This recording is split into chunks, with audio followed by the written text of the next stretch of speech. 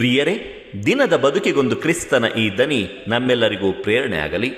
ಪೂಜಾ ವಿಧಿಯ ಸಾಧಾರಣ ಕಾಲದ 15ನೆಯ ವಾರ, ಜುಲೈ 15, 2025 ಮಂಗಳವಾರ.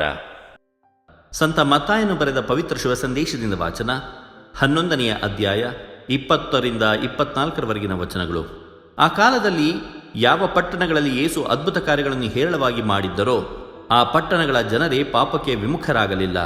ಆದ್ದರಿಂದ ಆ ಪಟ್ಟಣಗಳನ್ನು ಯೇಸು ಖಂಡಿಸಿ, ಕೊರಾಜಿನ್ ಪಟ್ಟಣವೇ ನಿನಗೆ ಧಿಕ್ಕಾರ, ಬೆತ್ಸಾಯಿದ ಪಟ್ಟಣವೇ ನಿನಗೆ ಧಿಕ್ಕಾರ.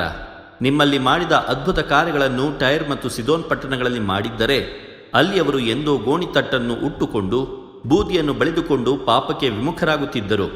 ಆದುದರಿಂದ ತೀರ್ಪಿನ ದಿನ ಟೈರ್ ಮತ್ತು ಸಿದೋನಿನ ಗತಿಯು ನಿಮಗಿಂತಲೂ ಮೇಲಾಗಿರುವುದೆಂದು ಒತ್ತಿ ಹೇಳುತ್ತೇನೆ. ಎಲೈ ಕಫೆರ್ನೌಮ್ ಪಟ್ಟಣವೇ, ನೀನು ಸ್ವರ್ಗಕ್ಕೇರುವೆ ಎಂದು ನೆನೆಸುತ್ತೀಯೋ? ಇಲ್ಲ, ಪಾತಾಳಕ್ಕೆ ಇಳಿಯುವೆ.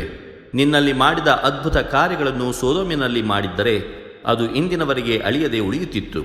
ಆದುದರಿಂದ ತೀರ್ಪಿನ ದಿನ ಸೊದೋಮಿನ ಗತಿ ನಿನಗಿಂತ ಸಹನೀಯವಾಗಿರುವುದು ಎಂಬುದು ನಿನಗೆ ತಿಳಿದಿರಲಿ ಎಂದರು. ಪ್ರಭುವಿನ ಶುಭ ಸಂದೇಶ. ಕ್ರಿಸ್ತರೇ ನಿಮಗೆ ಸ್ತುತಿಸಲಲಿ. ಚಿಂತನೆ.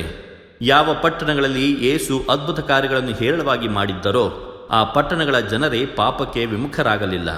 ಪ್ರಭು ಯೇಸು ಕ್ರಿಸ್ತರಲ್ಲಿ ಆತ್ಮೀಯರೇ, ಕೊರಾಜಿನ್, ಬೆತ್ಸಾಯಿದ, ಕಫೆರ್ನೌಮ್ ಪಟ್ಟಣಗಳಲ್ಲಿ ಯೇಸು ಅತಿ ಹೆಚ್ಚು ಅದ್ಭುತ ಕಾರ್ಯಗಳನ್ನು ಮಾಡಿದರು.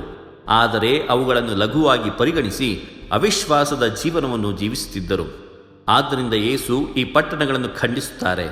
ಅವರ ಖಂಡನೆಯೋ ಅಥವಾ ಬೇರೆ ಕಾರಣದಿಂದಲೋ ಇಂದಿಗೂ ಸಹ ಈ ಪಟ್ಟಣಗಳು ಪ್ರಗತಿ ಕಾಣದೆ ದುರಸ್ಥಿತಿಯಲ್ಲಿವೆಯಂತೆ. ಆತ್ಮೀಯರೇ, ದೇವರು ಪ್ರತಿದಿನ ಪ್ರತಿಕ್ಷಣ ನಮ್ಮಲ್ಲಿ ಹಾಗೂ ನಮ್ಮ ಸುತ್ತಲೂ ಅನೇಕ ಅದ್ಭುತಗಳನ್ನು ಮಾಡ್ತಾ ಇದ್ದಾರೆ. ಆದರೆ ಅವಿಶ್ವಾಸಿಗಳಂತೆ ಅವುಗಳನ್ನು ಲಘುವಾಗಿ ಪರಿಗಣಿಸಿ ಅವುಗಳ ಮಹತ್ವವನ್ನು ಕಂಡುಕೊಳ್ಳುವಲ್ಲಿ ವಿಫಲರಾಗಿದ್ದೇವೆಯೇ? ಪ್ರತಿದಿನದ ಬಲಿಪೂಜೆ, ಪಾಪ ಸಂಸ್ಕಾರದ ವಿಧಿ, ಇತರ ಸಂಸ್ಕಾರಗಳು, ಪರಿಸರ, ಹೀಗೆ ಸಾವಿರಾರು ಅದ್ಭುತಗಳನ್ನು ಯೇಸು ನಮ್ಮ ಕಣ್ಣು ಮುಂದೆ ಮಾಡುತ್ತಿದ್ದಾರೆ. ಆದರೆ ನಾವು ಸಹ ಮೇಲಿನ ಪಟ್ಟಣಗಳಂತೆ ಇವುಗಳನ್ನು ಅತಿ ಲಘುವಾಗಿ ಪರಿಗಣಿಸಿ ಪಾಪಕ್ಕೆ ವಿಮುಖರಾಗುವಲ್ಲಿ ವಿಫಲರಾಗಿರಬಹುದಲ್ಲವೇ? ಆತ್ಮೀಯರೇ, ಆಲ್ಡಸ್ ಹಕ್ಸ್ಲೆರ್ ಅವರು ಈ ರೀತಿಯಾಗಿ ಹೇಳುತ್ತಾರೆ: ಹೆಚ್ಚಿನ ಮಾನವರಿಗೆ ವಿಷಯಗಳನ್ನು ಲಘುವಾಗಿ ತೆಗೆದುಕೊಳ್ಳುವುದರಲ್ಲಿ ಅಪರಿಮಿತ ಸಾಮರ್ಥ್ಯವಿದೆ. ಇದು ಖಂಡಿತವಾಗಿಯೂ ನಿಜವಲ್ಲವೇ? ದೇವರು ನಮ್ಮೆಲ್ಲರನ್ನು ಆಶೀರ್ವದಿಸಲಿ. ಇದು ದನಿ ಮಾಧ್ಯಮ ಮನೆಯ ಕೊಡುಗೆ. ಧ್ವನಿ ವಂದನೆಯ ಸ್ವಾಮಿ ಶಾಂತಕುಮಾರ್ ಜೆ, ಬೆಂಗಳೂರು ಮಹಾಧರ್ಮ ಕ್ಷೇತ್ರ. ಪ್ರಿಯರೇ, ಈ ಚಾನೆಲ್ ಅನ್ನು ಸಬ್ಸ್ಕ್ರೈಬ್ ಮಾಡಿ ಪ್ರತಿದಿನ ದೇವರ ವಾಕ್ಯವನ್ನು ಆಲಿಸುತ್ತಾ ಅದನ್ನು ಇತರರೊಂದಿಗೆ ಹಂಚಿಕೊಳ್ಳಲು ನಮಗೆ ನೆರವಾಗಿರಿ. ಧನ್ಯವಾದಗಳು.